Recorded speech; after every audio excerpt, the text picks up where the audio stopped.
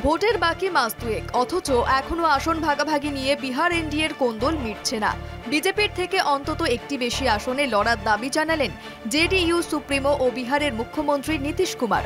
জেডিইউর হুঙ্কার, এখনো শুনতে হচ্ছে শরিক বিজেপিকে।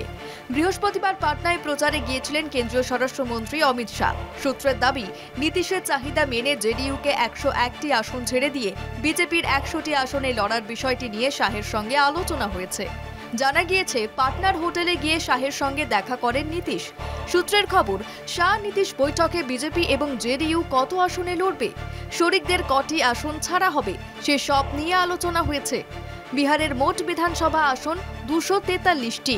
2020 থেকে বেশি আসনে লড়ার দাবি করেছেন এলজেপি নেতা চিরাগ পাসওয়ান, হাম দলের নেতা জিতন রাম মাঝিরা।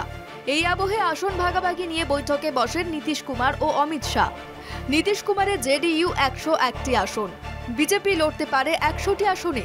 চিরাগ পাসওয়ানের এলজেপিকে 20টি আসন, জিতন রাম মাঝির হামদলকে 15 আসন, উপেন্দ্র কুশওয়ার রাষ্ট্রীয় লোক মোর্চাকে 7 আসন। নীতিশ কুমার ও অমিত শাহের বৈঠকে মোটামুটি আসন রফা হয়ে গেলেও প্রশ্ন চিরাগ পাসওয়ানকে নিয়ে। চিরাগ ইতিমধ্যেই জানিয়ে দিয়েছেন, এবার কমপক্ষে 30টি আসন না পেলে এনডিএ ছাড়বে তার দল। এতটা কড়া কথা না বললেও হামদলের নেতা জিতেন রাম মাঝিও আসন ভাগাভাগি নিয়ে ক্ষোভ প্রকাশ করেছেন। এত কম আসনে এনডিএ শরিক দলগুলি বিহার বিধানসভা নির্বাচনে রাজি হয় কিনা, সেটাই এখন দেখার। কলকাতা টিভি।